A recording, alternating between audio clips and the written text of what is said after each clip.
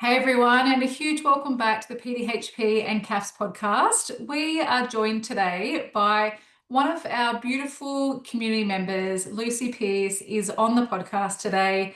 And look, it's really exciting to have a fellow teacher, a HMS teacher. Lucy's not just HMS, she's PDHP, CAFS, all the things. But a huge welcome to the podcast today, Lucy. Thanks, Kel. Whilst I was shocked that you asked, but I'm more than happy to be here and just share my experiences and how we're going with HMS and PHP and CAPS in our school.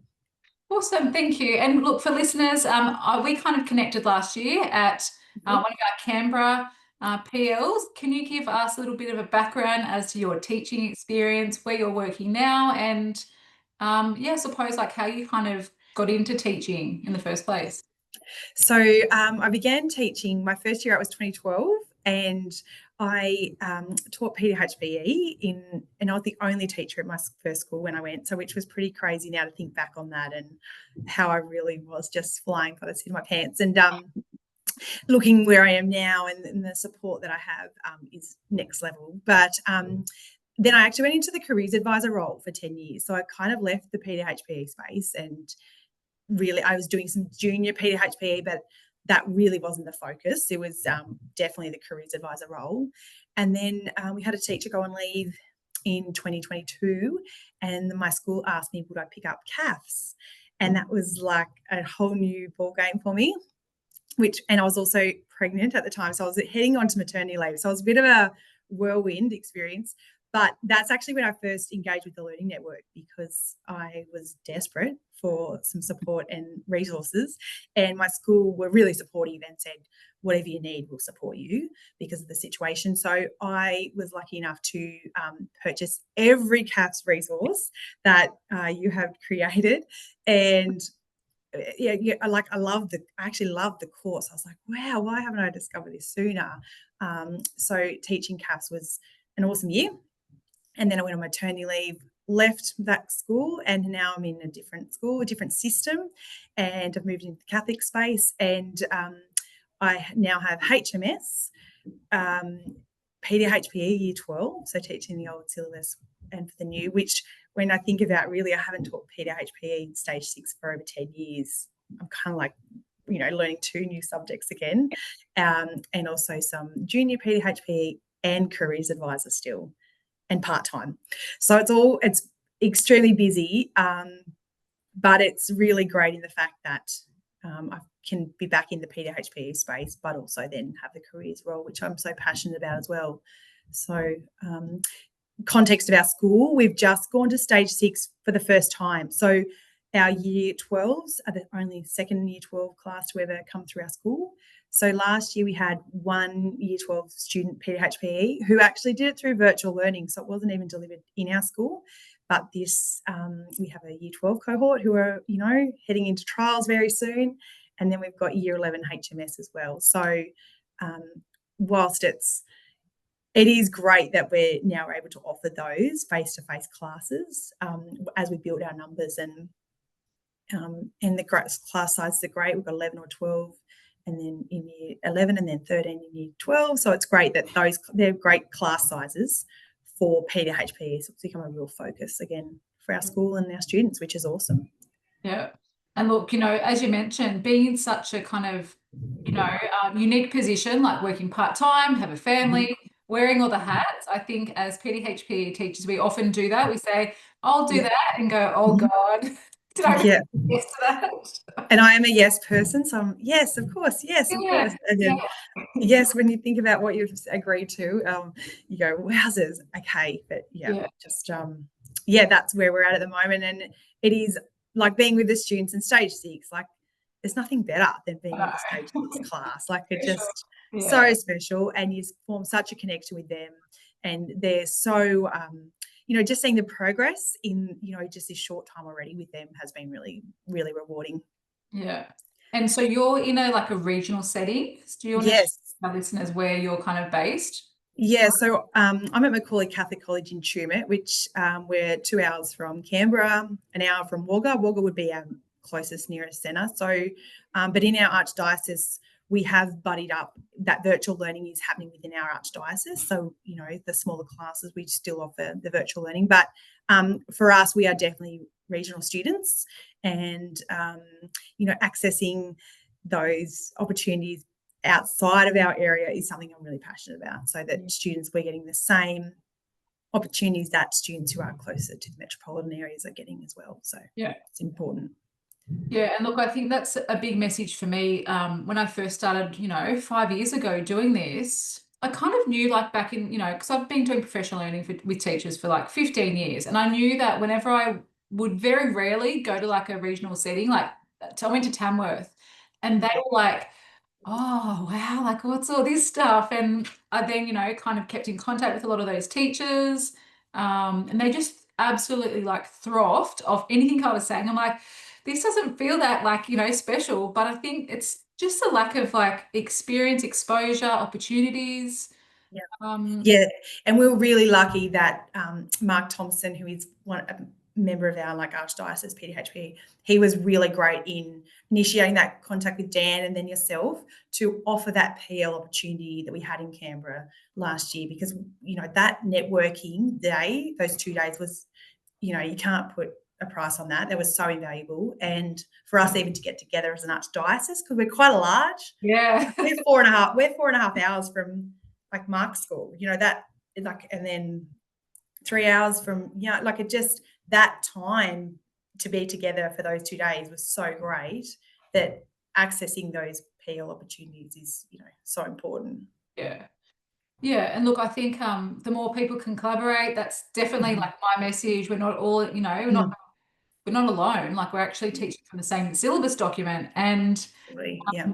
I think for a long time, CAFS has kind of always been really connected, but stage 6 PDHP is like, these are my resources, and you're not touching them. I think, like, I know in our members, HMS membership, it's opened up everyone, and people realize that we're all in the same boat. We're all time poor, all trying to, scramble stuff together.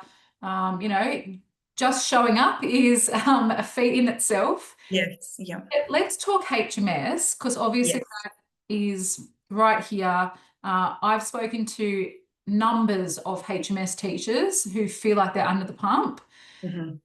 Give us like a breakdown of what it's looked like for you over the last, I'll say, like, it's nearly been 2 years since the syllabus came out, but it feels so fresh still. Yes. Yeah, where were you? Like, did you know what you were doing? How did you get a class? And yeah. Probably was a bit late to the party, actually, because when I came, I was only new at the school, so I wasn't really sure where it was heading in terms of its stage 6 offerings, because that was still really fresh. So whether it was going to run virtually, whether it was going to run internally, when I first came, I was only doing stage 4 and 5 PHPE. So that kind of evolved quite quickly for me. And the PL with yourself, Dan, and the Archdiocese team was probably the first real insight I had into HMS. So that was like, and that's not even probably, it's like, I think it's 12 months ago. Yeah, 12 So months. really a 2-year process is like really started for me 12 months late in a way. Yeah. So even then, after doing that, again, was it going to be run virtually or not? The great thing is there was so much interest from our students at subject selection night. So they were like, we've got this great class size, we're going to run it internally. So that was awesome to get a class.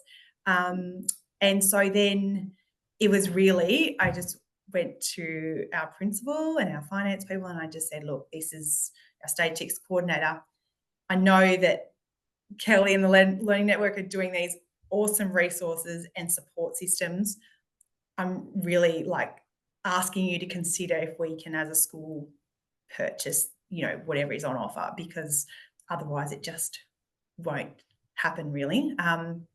And I think I have messaged you a couple of times, Kelly. I just said, look, I'm being honest.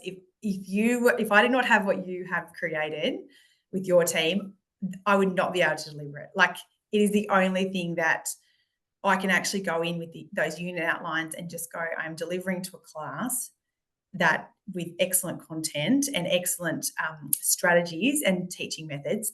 Like, without that, I would not be able to have that class, because I just, like you said, do not have the time, the varied role to be able to pull all those things together from external areas. and deliver it. So the class, I found it quite HMS. There's a lot. There's a lot. In year 11, they probably have just gone. It's kind of hit them like a wave. They've just been so inundated with this whole new stage. Year 10 to year 11 is such a step up anyway, but then to be going, okay, we are really moving through this so quickly.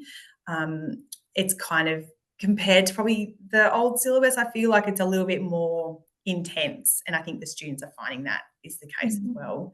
But with the unit outline, the content points, and when you look at the syllabus, it looks quite brief.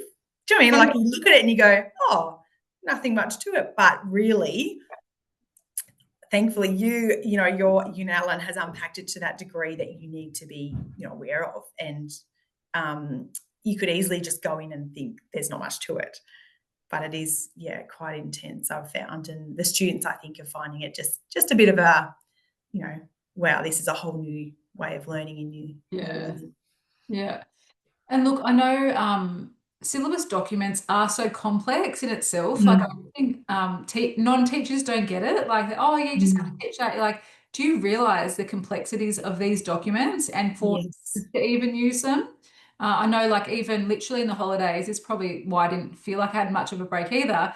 I wanted to kind of look at connections between year 11 and year 12 to see, because people were saying like you, I feel like I'm under the pump. I don't know if I'll finish in time. And I thought, well, okay, because I hadn't done this yet. Like, I wanted to see where the actual connections were. So we've created a document for that. We'll share the links for that after our chat, but also to see in a really simplified way what's actually in the syllabus, because I think it's quite hard to, there's boxes, there's examples, there's including, do I teach the including? Yes, you do. The examples are just ideas. It's you need a degree just to understand the syllabus, let alone resource it. That's right. Which takes forever. We are now at a point for HMS that we've done units of work for year 11 and 12 assessments, for both.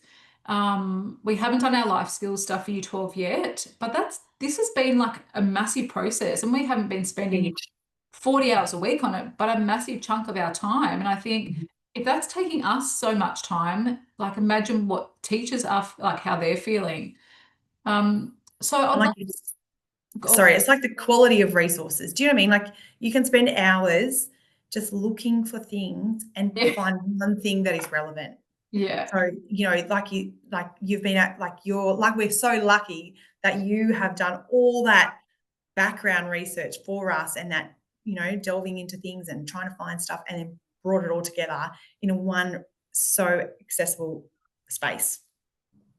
Thank you. It's been a labor of love, and it takes time to create quality lessons. And as we know, there are textbooks out there. There are things that are already available for our kids, but it's just all packaging it all up and going, okay, well, here's a YouTube link, here's some activities, here's some things to consider, here's some questions. I'd love to hear how your students have felt with some of the content. Have you how did you go with your depth studies? What did you guys decide to focus on? Yep. So with our depth studies, we did the first unit. So we didn't start with the body and mind in motion, which I know some people have started with. The colleagues, they've started with that one. I'm a bit of a, I don't know, traditionalist, or like to structure, so stick to the structure. So we start with health for communities and individuals, and we depth studies were the students. Look, they did them well, but I think on reflection now, they would actually probably put more time and effort. They didn't really value them as much as maybe just the general classroom content lessons that we were doing. So they did well with the depth studies. Were they done to the degree, and the standard that we probably expect, and they could see the reasoning for that? Probably not. The collaborative investigation, the students, they found it challenging, if I'm being honest, because it was going in a group. Some students find that really great, and being able to work in a small group or pairs, because I've only got 11, so Yeah. one was a pair and then one was a group of 3. Some were, really took on their roles and delegated well and just smashed it, and then other students found that really challenging to be working with people that they obviously all know each other, but then it may be that personality types and work ethic was just varied in those groups. So that was challenging. But then when they were working towards an assessment task, they also, knew that there was some significance for it as well. So I found that they're a little bit more already engaged for the body and mind in motion. We've got some students who are doing biology, so they're, instantly making those cross-curricular connections. So that's really good. So they've a little bit more, yes, this is us, this is where we see where the subject they thought was probably going to go and why they picked it initially, which I know, if you start with that, then maybe you hook them in a bit better, but also, going through the other units in the structure as well is important. Yeah. Do you, what would you do differently, like with your, say, let's go depth studies first, like you said, that the kids didn't value it, like, and they, and look, it might be a maturity thing. Do you find that, like, when you've taught seniors before, you feel like, I feel like I'm teaching year 9 kids, and then by the time you get to now, like term 3, back into term 2, like, I can see you, like, I can see that, mini adult kind of starting to bloom. Yes, and I think that absolutely, that maturity, because they were kind of like scattered, and I structured them as well still, so students knew when they were happening. I still, in our scope and sequence, I still had them as structured, not just tacked on randomly. So I think now in hindsight, now they know the process too. They thought at first it was like a kind of a mini break, No, this is not a mini break. These are really important. So potentially next year, having them, maybe more of them as individuals, like, not a block week of the time spent. Yes. So I think that would probably be something I would change. That I think that a whole, like 4 lessons on it one week, 4 lessons on it the next week was just too much. They really didn't engage with enough. I think, more scattered lessons throughout the term would be better on them, because, like you said, initially it was here before they knew it, and they just weren't ready for that self-driven application to sit and work on something for an hour at a time, or a double. Sometimes we had a double, so to work on something for 2 hours and have that inner drive just wasn't there. And so depth studies from now to year 12, are you going to, did you assess the year 11 depth study, or did you? No, and in hindsight again, probably should have. That would be something I would look back on as well. And so then instantly, as anything that becomes like formally assessed, instantly has more, rigor with the students as well. So I think that would be, I know, which is crazy, because it's all working, if you do that well, you're going to save yourself in the back end as well, but they don't see that. So I think, moving forward, I would make them a formal, or part of a formal assessment. Let's talk CI. You've had a very small taste of CAFS, but you've heard people talk about it for a long time. What did you love about the CI? So, well, I love that students could really, and there were particular groups who really got in and looked at something they were super passionate about. So they were really driven. They thought outside the box too. One of my groups, who was an all-male group, actually looked at gambling in young men. So I liked the fact that they could really go with a topic that was relevant to them and they engaged with. And I was, initially, at the end of it, they were like, I wish we'd probably got into it a bit sooner, because they could see how beneficial it was. And then time became a bit of an issue at the end when they're scrambling to get things done. But we had another one doing the Sustainable Development Goals and looking at like access to education through transport. So that was like, they were, really starting to think outside the box. Mental health was a big topic that a couple of groups did. Access to mental health and again, our rural location. So I was pretty proud of their topics, actually, and the questions that they wanted to research, because they really took a bit of time. Some of them found it challenging to narrow that question down.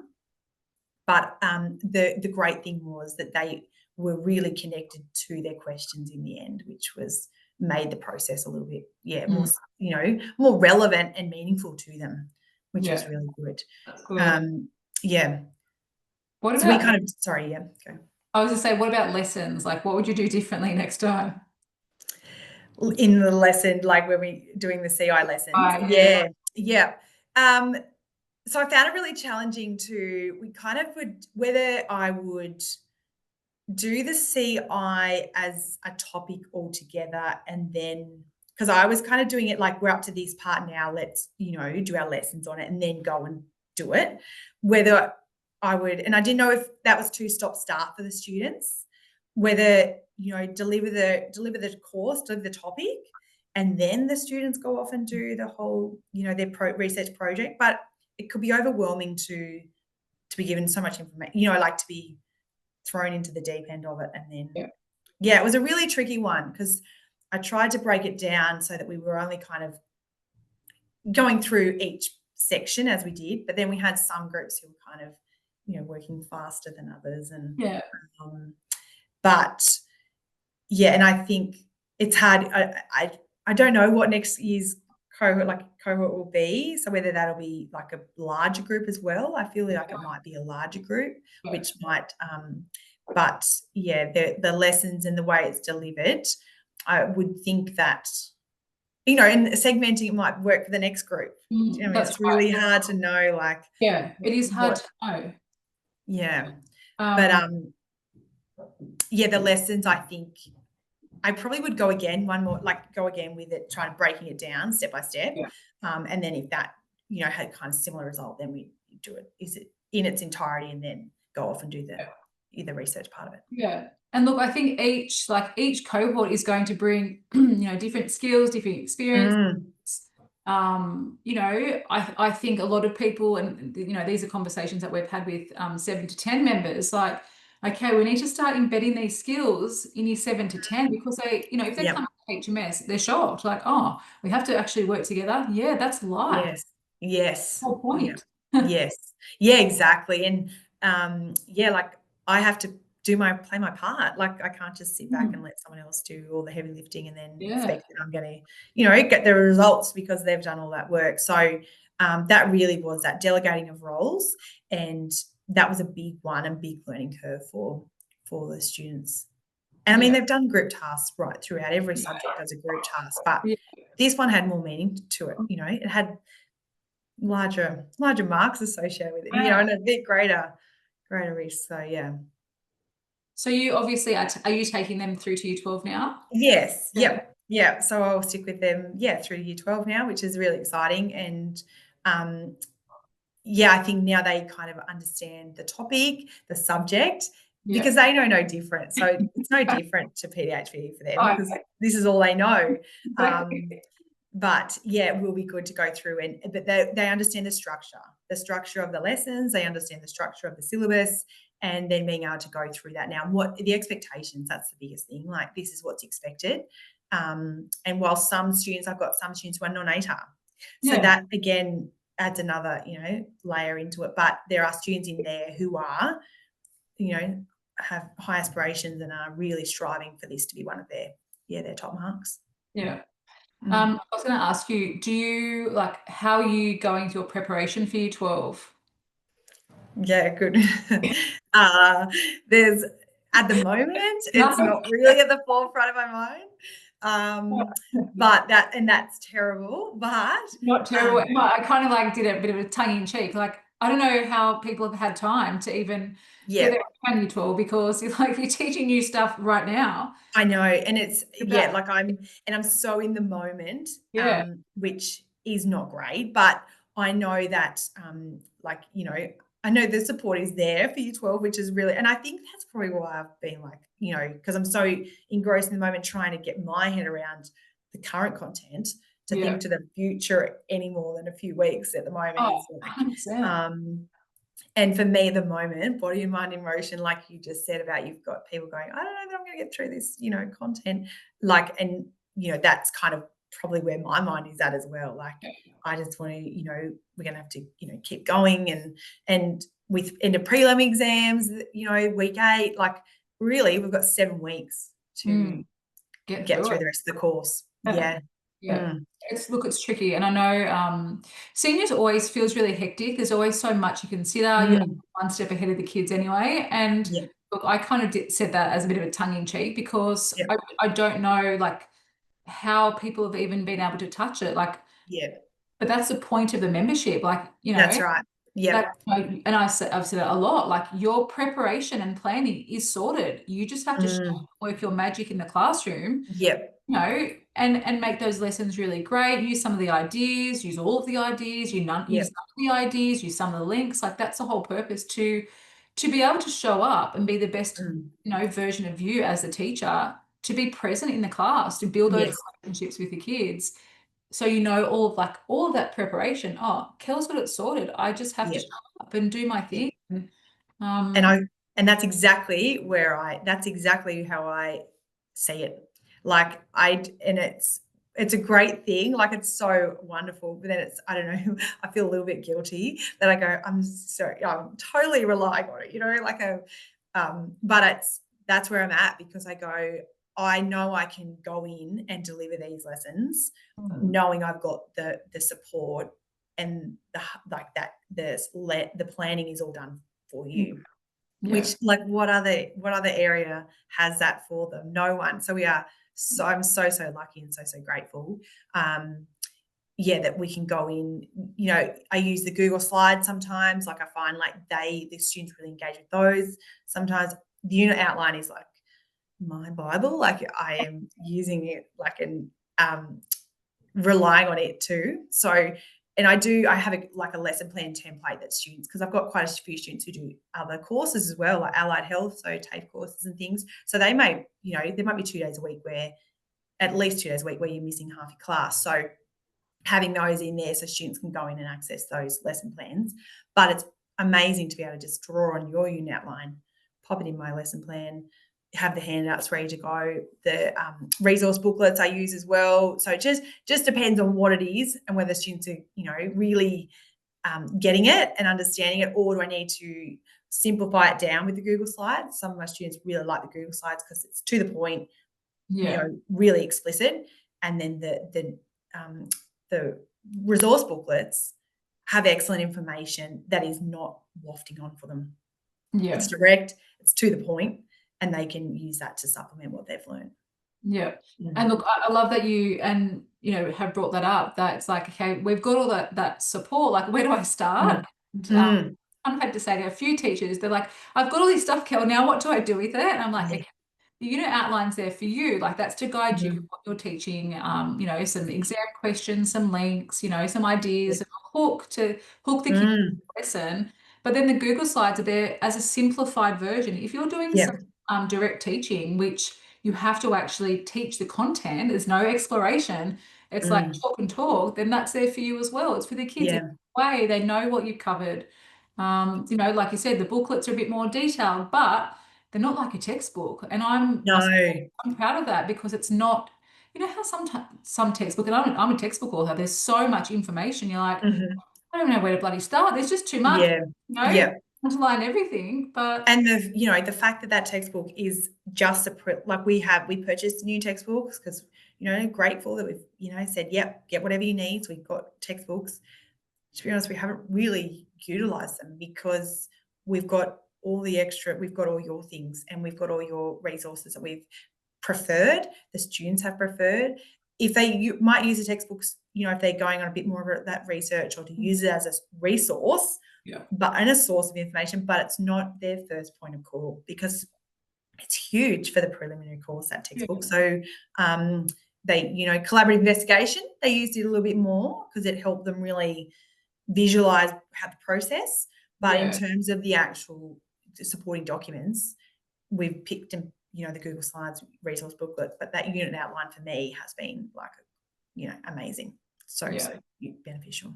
Well, that's good. I'm glad because I think that was the vision. Like when I first got Mm. it together, Oh, like, okay, yeah. that's the vision. It's like a supplement. It's used by the teacher. Then all the other bits kind of complement each other. It's like a Mm. bit of I don't know, like a bit of a mini ecosystem. Like it all kind Yeah. of works together.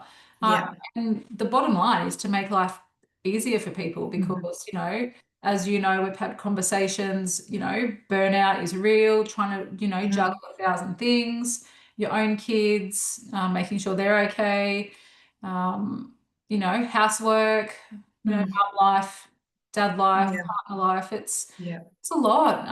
And look, we've got 5 years of this. Can you believe it? Like that kind of scares me a little bit. And I know all the work that we're doing, and I think I'm not even Yes. doing stuff. Like we're just creating a Yeah. um Yeah.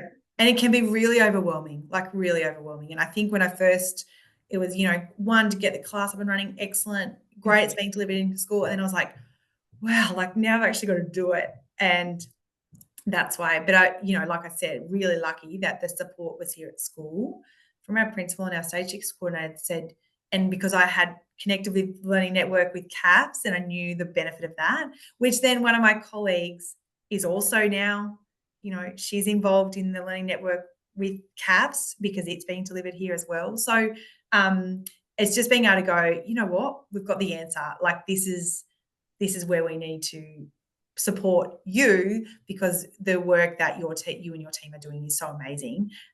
We would not be in the place we were, the CAFS teacher and I, in HMS, if it wasn't for the Learning Network. And I wouldn't be able to deliver it. I just wouldn't be able to do it. Mm. Thanks, Lucy. And that means a lot. Like I'm not paying Lucy to say any of this, by the way. No, and I don't want to. I'm not like I'm no expert. Like like I said, like I've been out of the PDHPE world for a little bit, so I feel like I'm a beginner again, a beginning teacher, Yeah, which is where I feel like I'm at, which is an odd feeling.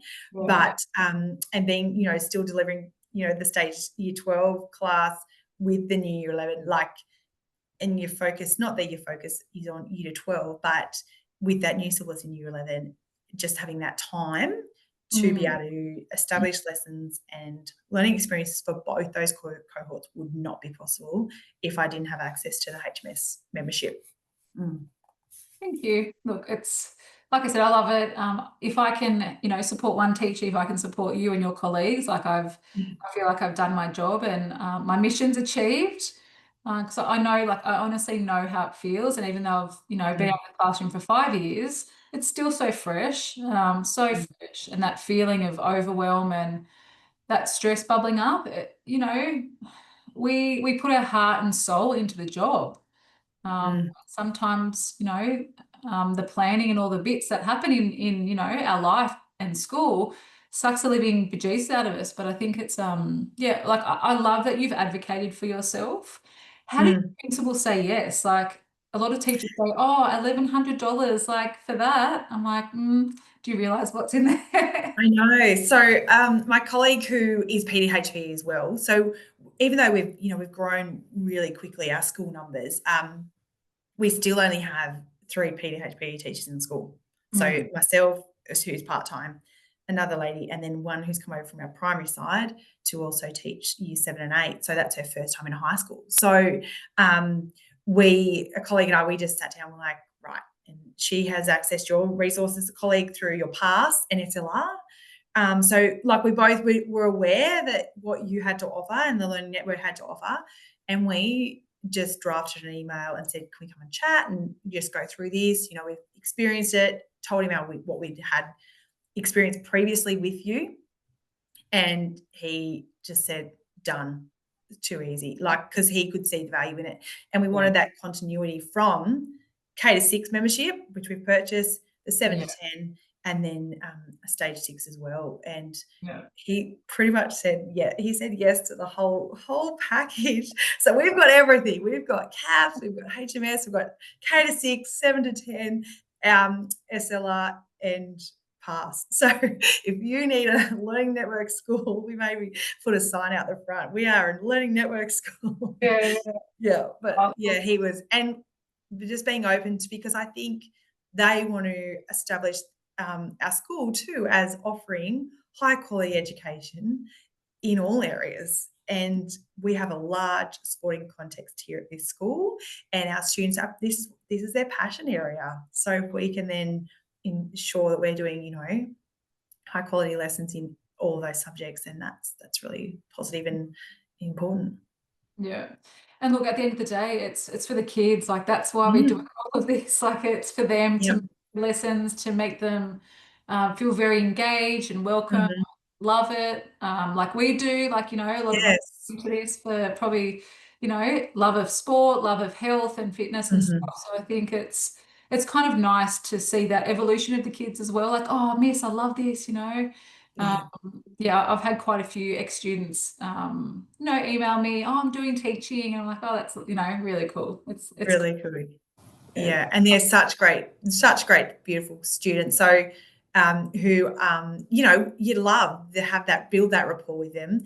And like I say to him, this is like the most important subject you're going to do at this school. And I say, don't tell the English teachers that, but like, what are the any important topic in society? Where does it go into PHPE? So really drumming that into them, lifelong healthy, lifestyle. So when you're passionate about it, but then you can support it with, excellent resources and lessons, then the students are going to engage with that as Yeah, well. yeah, 100%. I have one last question for you to wrap up. Mm-hmm. What advice would you give to your younger teacher self? Oh, I think it's not going to get easier. Is probably my kid. Like it does. You think, oh, I've been doing it. It does not get easier. It actually gets harder. I think because I think you develop. You are so. You see such, like, you get to more the role you have and how important that role is. Like, this is so vital, what the role you're doing. I think so you put more pressure on yourself because of the expectations and standards you have. So it doesn't get easier. But you just look back at, like, the rapport you build with students, the little wins you have every now and then. Like, you couldn't ask for a better vocation. Oh, Like, it really is so important and so valuable and so rewarding. And I think being in the PDHPE space as well is, where it's at, because it's so vital in society. yeah. Mm. I could, I echo that a lot. And I do miss those little things, those little light bulb Mm. moments, little stories with the kids, that growth that you get to see. That's the vocation. That's what I miss the most. But then I'm like, okay, well, I get to, and I say this, like I get to empower teachers so they don't feel like they're under the pump anymore. So they can show up for their kids. Look, anyway, look, it's a great profession. But thank you so much for your feedback. Inside our memberships, I know that look, we've loved kind of working with you, and I hope that, like you said, the resources are supporting you, but also supporting the kids, which at the end of the day, that's why we're here. Thank you so much for chatting today. And look, if other listeners are either considering joining the HMS membership, you've heard a few things about it, we would love to have you for the cost of 2 casual days. We're going to save you like so many hours and weeks of preparation. And if you're up for renewal, there are many schools who are up for renewal now. If you want us to, keep access to the resources, but also once we look at things at the end of the year, we're like, okay, we're going to change that. We're going to tweak that. We're going to, amend that based on what, you guys say, the feedback from teachers. And obviously, new changes, new statistics, new health data that comes out, a tweak in the syllabus. Of course, we're going to make that happen. So, like, we're just getting started with HMS, and look, I can't wait to see how your kids kind of transition to Year 12. But thank you so much for being on the podcast today, Lucy. Thanks, Kel, and thank you. I cannot thank you enough for what you do. The support, everyone is so approachable. If you have an email, you email something through with a question, it's like you respond so quickly, and you're so busy. But like I said, I'm extremely grateful for what you offer and your team, and so that ensure we are delivering high quality education for HMS in our school. And I cannot recommend the membership highly enough. So thank you, and don't stop. Keep doing what you're doing, because we need you and we appreciate it. Thank you. You're lovely. Thank you. Thanks, Kel.